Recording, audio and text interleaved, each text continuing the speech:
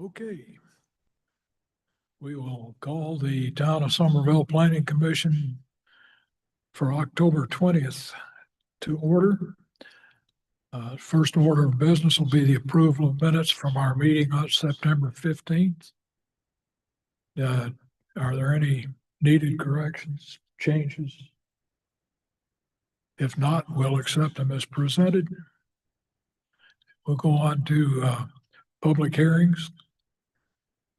First is a petition by Dorchester School District 2 to annex TMS numbers 144-00-000-015 and 058, located off of Greenway Boulevard, totaling approximately 4 acres and 1.71 acres respectively, currently zoned R1 single family residential, and Dorchester County requested to be zoned PL public lands following annexation into the Town of Somerville's municipal limits in Council District 4.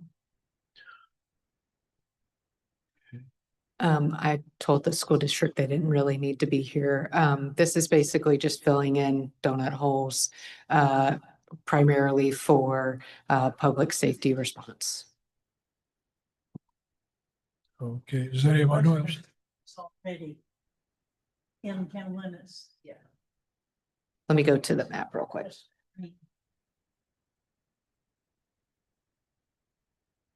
So yeah, it's just these two strips here. The rest of it's all already in town. Okay, thank you.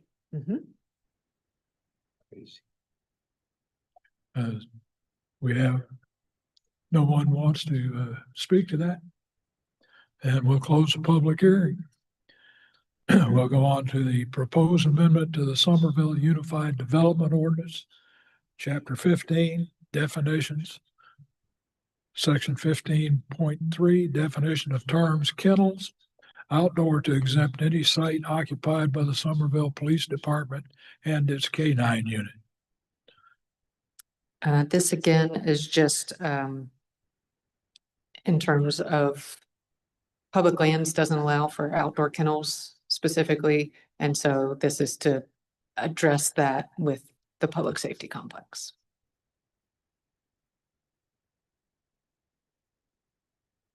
So we're actually changing that for public lands to allow it, or? No, we're just changing the definition to specify that the police dogs don't qualify as They're not kennels. kennels. Correct.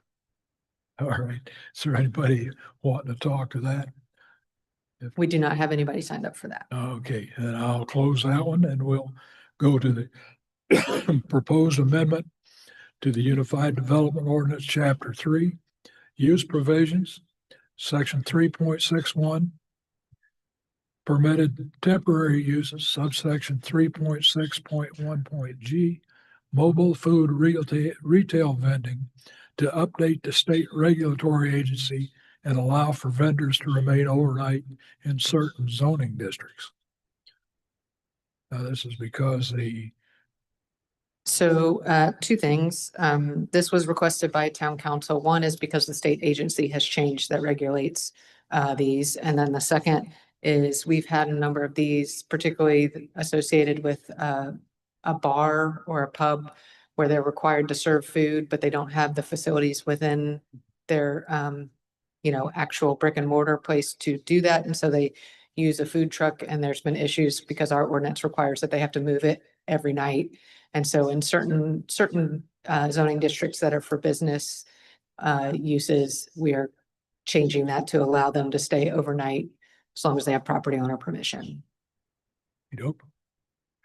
And is that a one night exemption or over a period? No, of time? that's just a, I believe there's state regulation that they have to return to their commissary every 72 hours. So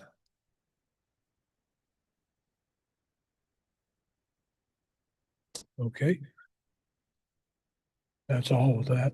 We'll close the hearing and move to proposed amendments to the Unified Development Ordinance, chapters 8, 13, and 14 to clarify tree removal, encroachment, and mitigation requirements and address the recommendations of the Urban Forest Master Plan.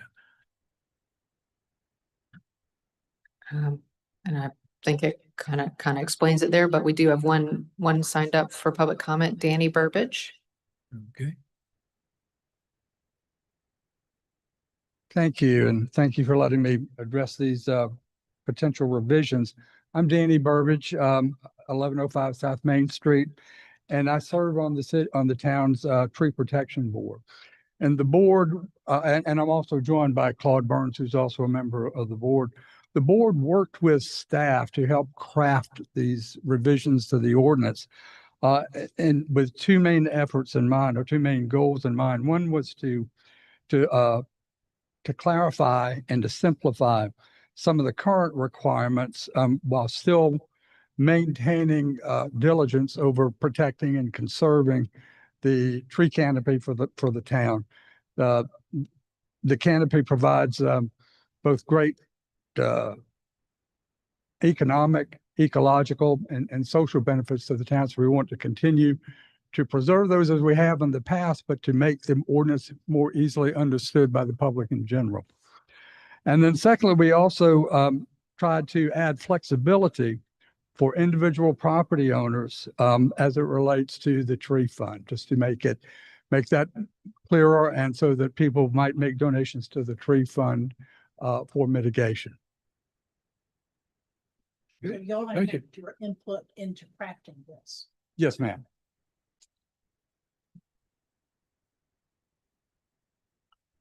And that is all I have signed up. All right, then we can close that public hearing and move on to new business. We have some new street names needed today. We do. It's the single development, downtown Nixon Townhome Development, 5 street names: Echelon Avenue, Enduro Drive, Peloton Place, Spoke Street, and Velodrome Drive. All right. Isn't Peloton gonna claim rights to the name? I don't know. No more than Echelon, that's a brand too. So. All right. Do I have a motion? A motion to approve these. Second, Have a motion, a second, any discussion? I just wanted everybody raise their hand and knows what a velodrome is. Oh, I'm sure there's not that many, but not many around anymore. no, there's not, but there used to be. Okay, I'll call for the question. All in favor, signify by saying aye. Aye. Those opposed? The ayes have it. Okay, petition by Dorchester School District 2 to annex TMS numbers 14400000015 and 14400000058, located off Greenway Boulevard, totaling approximately 4 acres and 1.71 acres respectively. Currently zoned R1, single family residential, and requested to be zoned PL public lands following annexation into the town of Somerville's municipal limits in Council District 4. Do I have a motion? I move for approval. Second. Have a motion and a second. Any discussion? So Jesse, the whole thing is who has jurisdiction in an emergency? Yeah, so part of these are also right adjacent to the new right-of-way for the Berlin G. Myers Parkway and the exit off of the Parkway to the schools. And so that's also part of why this is being annexed, is so that the town to clarify that the town responds to, for emergencies there rather than the sheriff's office. Because I'm used to the only organization being county, where I was from. The county would own the land and they would have a joint agreement that it's mutual response. So this is why I was saying, So we do have a joint agreement, but this just to simplify it so that it's in our PSAP, which is the response system, that it automatically goes to us. It doesn't have to be transferred. okay, thank you. You're welcome. Anything else? If not, I'll call for the question. All in favor signify by saying aye. Aye. Aye. Those opposed? The ayes have it.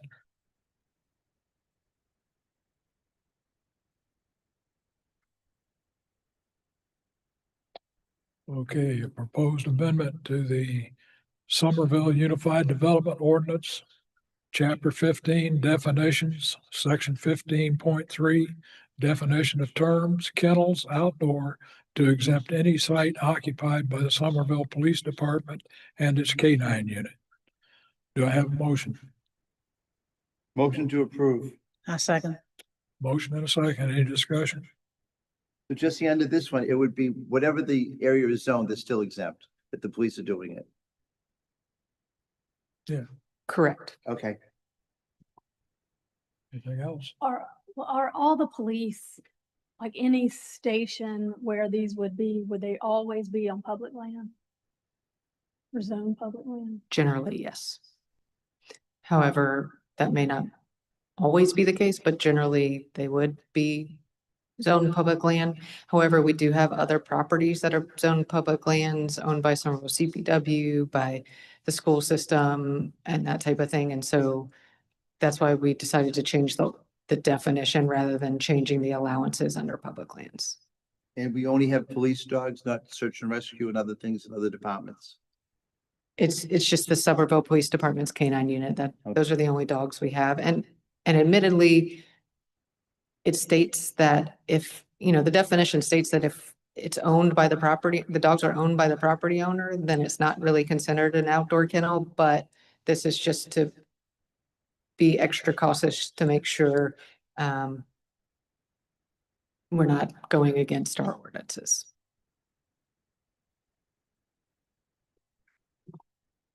Okay, if there's nothing else, I'll call for the question. All in favor signify by saying aye. Aye. Aye. The ayes have it. Proposed amendment to the Somerville Unified Development Ordinance, Chapter 3, Use Provisions, Section 3.6.1, Permitted Temporary Uses, subsection 3.6.1.g, Mobile Food Retail Vending, to update the state regulatory agency and allow for vendors to remain overnight in certain zoning districts. Do I have a motion? Motion to approve. Have a motion and a second. Is there any discussion? Hearing none, I'll call for the question. All in favor signify by saying aye. Aye. Those opposed? The ayes have it. Okay, proposed amendments to the Somerville Unified Development Ordinance, Chapters 8, 13, and 14, to clarify tree removal, encroachment, and mitigation requirements, and address the recommendations of the Urban Forest Master Plan. Do I have a motion? I move to approve. Have a motion and a second. Any discussion?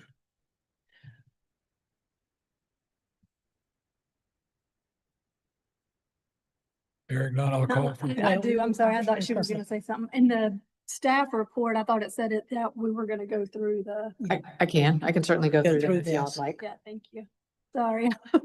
No, that's what I was trying to do, Okay. was look it up on my phone. Okay.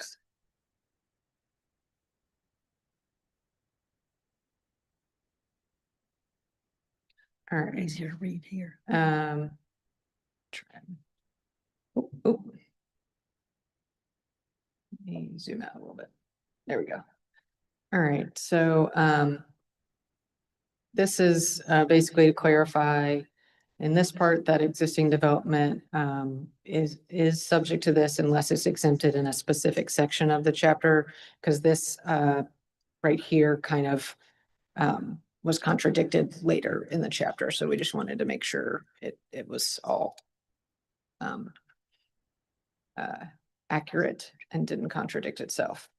Do we have any commercial timber operations anymore? Occasionally we do.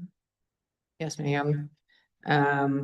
So this is just to provide additional requirements to make sure that it is a truly bona fide forestry operation and not just someone trying to get out of our tree ordinance requirements, basically. Any questions about those two changes? The feasible, is that described somewhere? As feasible, that's just, that we generally have that when it when it refers to existing development, because sometimes there's not a way to meet all of the requirements when it's already a built environment. And so Mhm. that's just to have that there so that they don't have to have a fully strict interpretation. It's to provide more flexibility, honestly. Those- Exceptions. Anything else on these? Number Can you 5. scroll up? Yeah.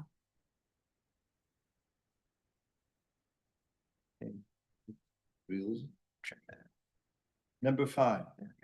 The bane of my existence, utility companies, hacking trees to death and going away, putting large limbs over the road, which in New England, we know the first frost, they're gonna come down and kill somebody.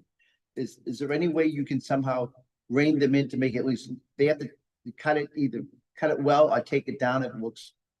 There's one right here in the corner, you drive up and it sticks across the road like this, and there's nothing left of it. So that's the idea behind we would like them to execute an agreement with us that meets the requirements specified in the ordinance. So that they don't have to go through tree permits and that sort of thing, so that it's more of a understood agreement. And they do still notify staff if there's a tree they want to remove, and we just make sure that, yes, this they don't have to actually submit a tree removal permit because that process takes time.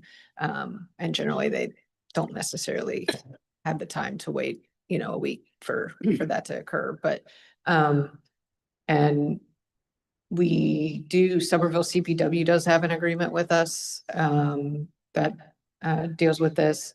We are working to try and get, we had an agreement when it was SC&G. We do not have one officially with Dominion. So we're working to get an agreement with them.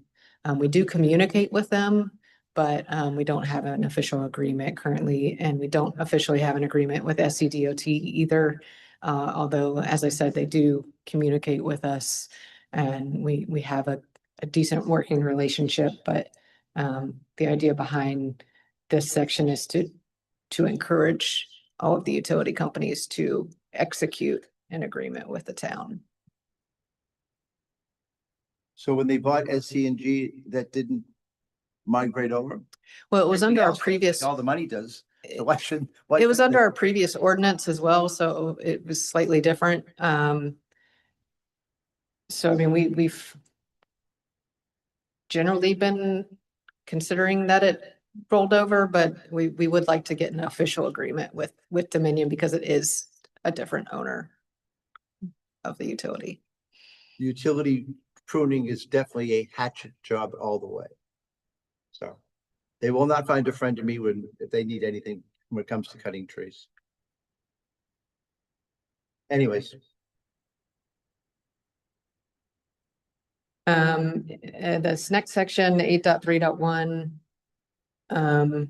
Just wanted, one, clarifying that this covers public or private trees.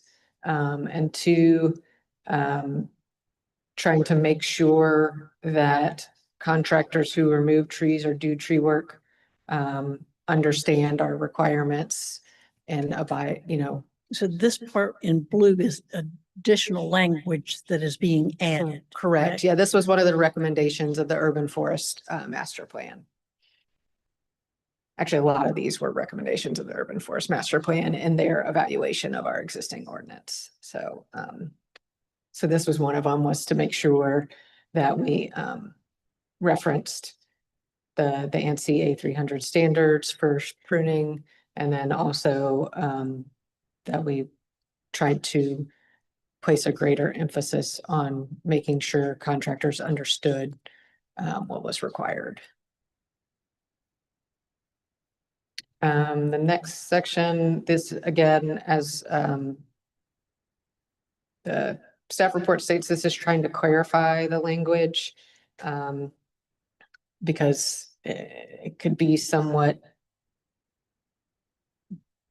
difficult to interpret some of the language. And so this is trying to clarify, that we do want things to be under the opinion of a certified arborist and corroborated by staff or the tree protection board. And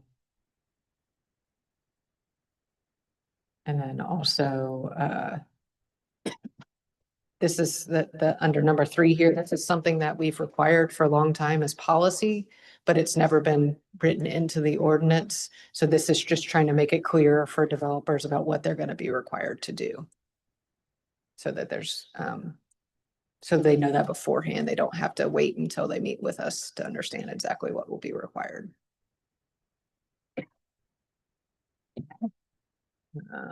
Next page. So we have heard that our tree removal and mitigation chart was rather difficult to interpret. So we have tried in this instance to make it easier to understand, one, by having repetition, just so it clarifies the same thing over and over again. And then 2, by clarifying the language. So it's a little easier to understand. And then adding and kind of clarifying the notes to also make them easier to understand.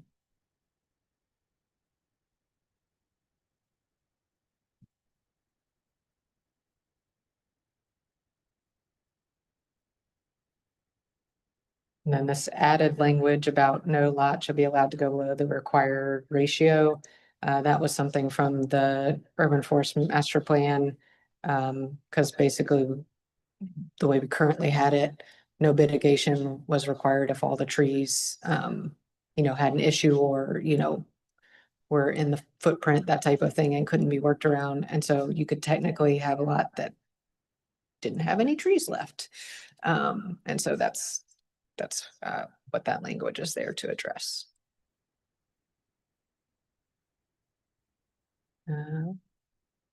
Again, this is same thing, just clarifying the language, making it simpler, and specifying rather than using suburban industrial, which required an interpretation, specifying specifically what districts within the ordinance would that would apply to. And same thing with and then also adding development that requires design review board of architect or board architectural review approval and involves grand tree removal or encroachment, which can't be approved at a staff level, must be presented to the tree protection board prior to preliminary approval by either of those 2 boards, because we previously had issues with coordination between the DRB and BAR and the tree protection board, because we would let folks know that they needed to go before the tree protection board, and they would be like, oh, well, we'll just do that later. And then they'd get to the end of DRB and wouldn't have tree protection board approval, and then have to go back and change their plans because the tree protection board wanted them to save certain trees. So now we are officially putting it, we've been advising folks of this all along, but we are officially adding it to the ordinance so that there's no lack of understanding that you are going to have to go before the tree protection board. If it's required, it's not always required, but if it's required, you're going to have to go before the tree protection board before you can get any approval from a review board. So that coordination is built into the ordinance now, not just policy.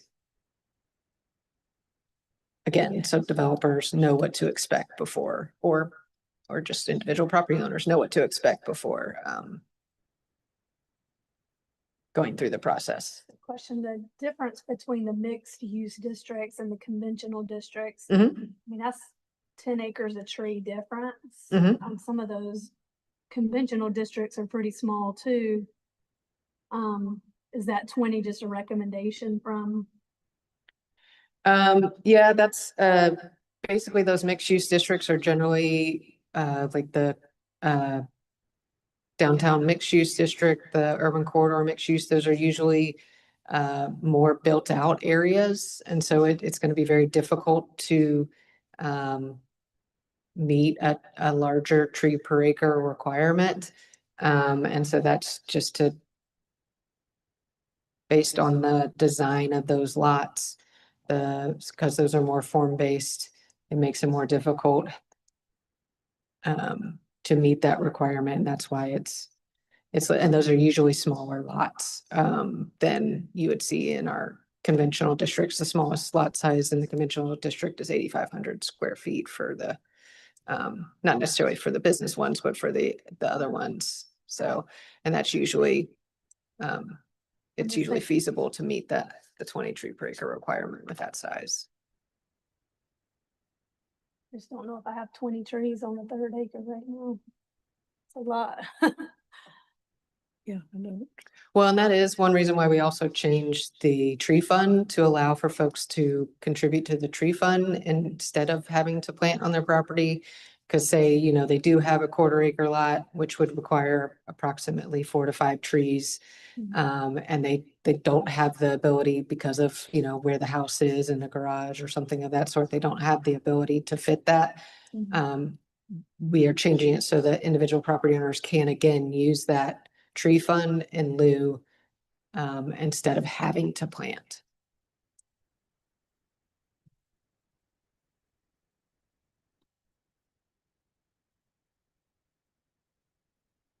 And that's really what this is doing, just deleting that thing where it only applies to basically developers. Was what this previously did. And then we're also just making it simpler. Before you had to actually get a quote from a landscaper of what the cost would be to buy and install the trees, which honestly benefited developers more than it benefited individual or smaller it benefited the larger developers rather than someone who maybe was doing 4 lots or 5 lots, something like that. They would, they don't have a landscaper on call. Whereas a large developer like Lennar or whatever has a landscaper that they use for everything, for the street trees, for all that. And so they can get a much better price. So they would be able to get a quote for trees a lot lower than a smaller developer or individual property owner. So this was to try to level the cost of what it would be. Is there any way to regulate 2 things? One is the build up the volcano effect around trees that have been planted, which causes them to either. The mulch. Yeah. Yeah, I mean, that's The part of mulch the, volcano. yeah, that's part of the ANSI 300 standards and the planting standards. The best care practices is to make sure that that's not done. That is, Justin, our arborist does do inspections on all trees that are planted now. I mean, obviously, he can't get out there every time a landscaper comes back and puts mulch back, but as we was see gonna- it, we can let them know that that is not. So I could bring not it allowed. to. Yeah, his- so if his you see attention. it, just if you let Justin know, he can get out there and let them know that that's not. Then my other thing is pet peeve is camphor trees sprouting up everywhere and popcorn trees. Is there anything that can be?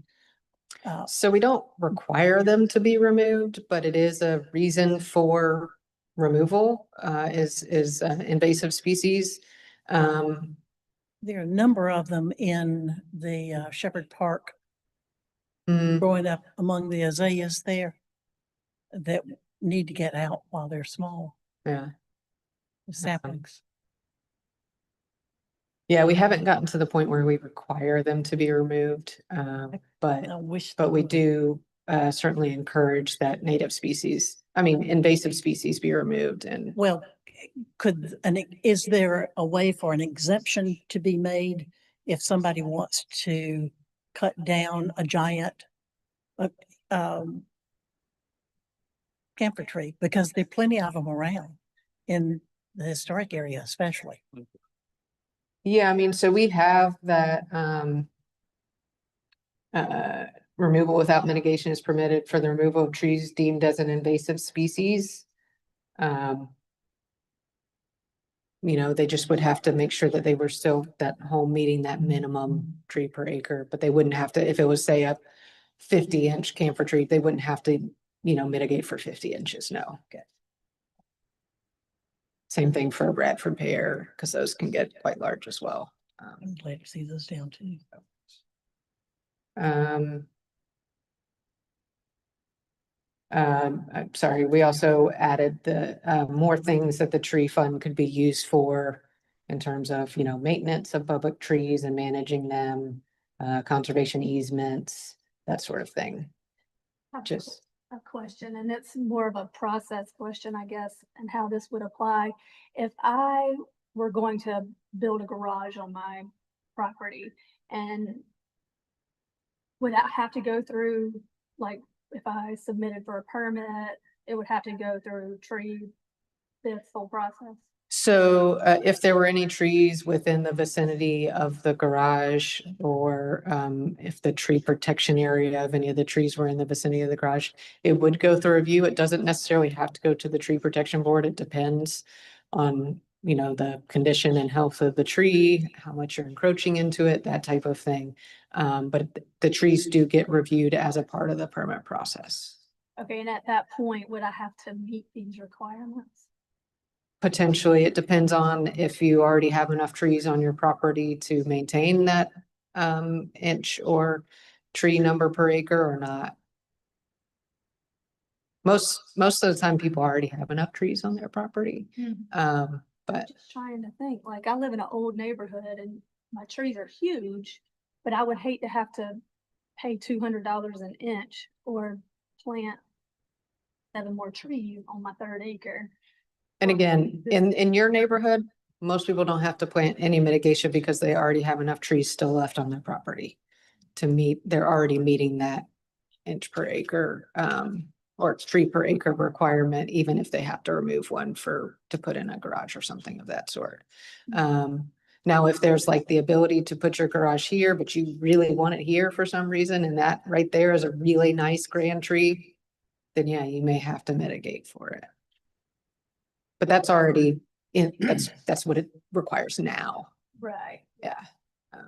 So we're not necessarily changing the process per se. We're just trying to clarify it so it's clear in the ordinance what the process is.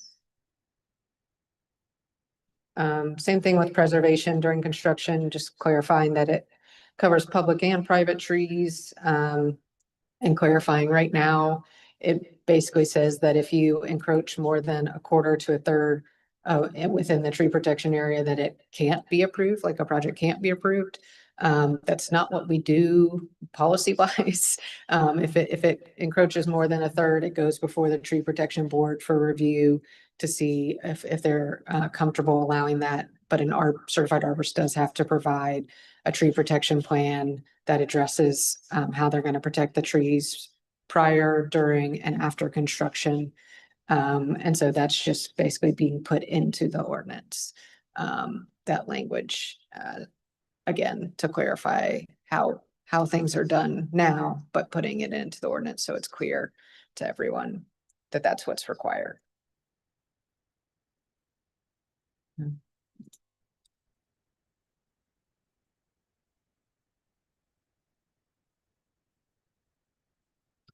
Here with the landscaping, just clarifying that we were gonna, our DRB generally requires this anyway, but that foundation plantings are required for basically all business districts, not just suburban business districts or what would we considered our conventional business districts.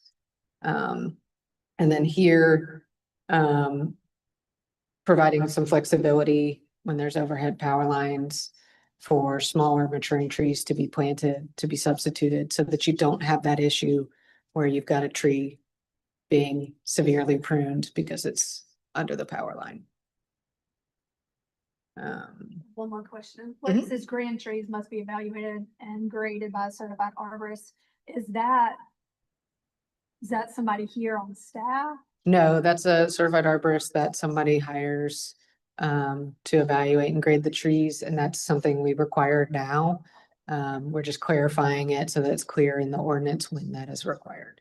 Most tree companies have somebody on staff. And a lot of tree companies will honestly do that kind of as a service for free if you use them to maintain or. Right, gotcha. Trees.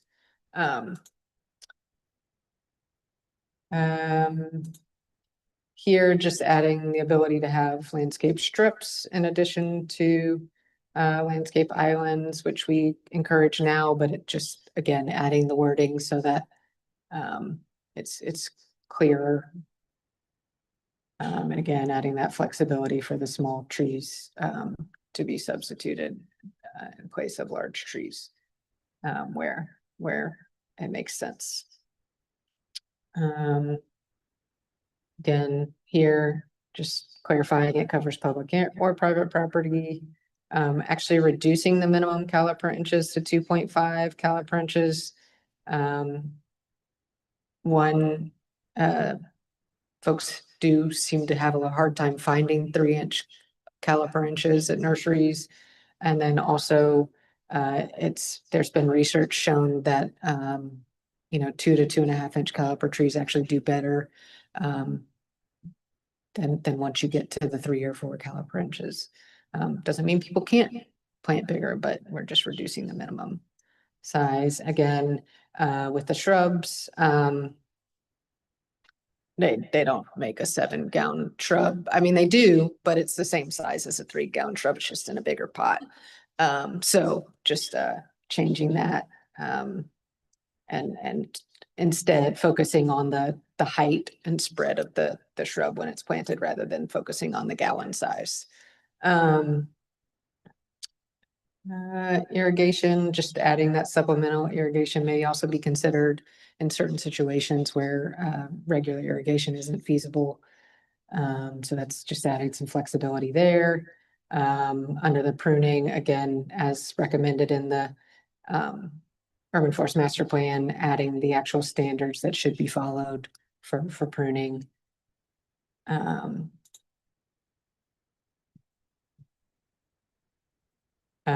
This here, we talk about, it's unlawful to damage private trees, but we don't really talk about public trees. So adding there that it's unlawful for people to purposely damage public trees. And then again, here, just adding,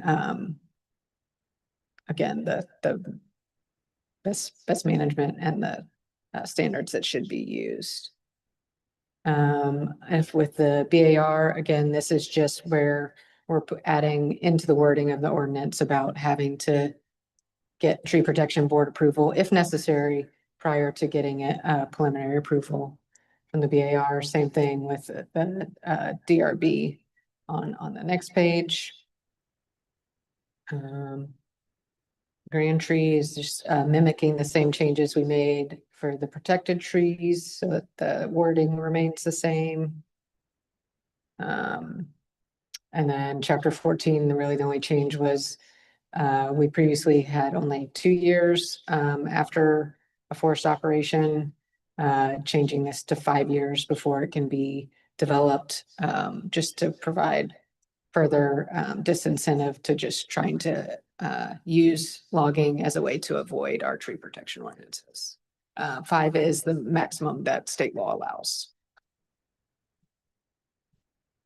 And I think that is everything. Any other questions?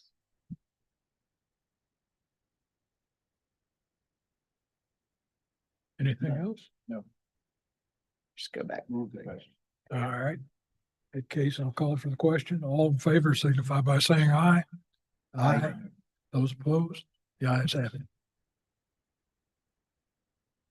All right. I don't believe I have anything else. Let me go back to the agenda. Yes, I do not have anything else. No miscellaneous. I'll entertain a motion. Motion to adjourn. Second. A motion, a second, all in favor? Aye. Aye. We're adjourned.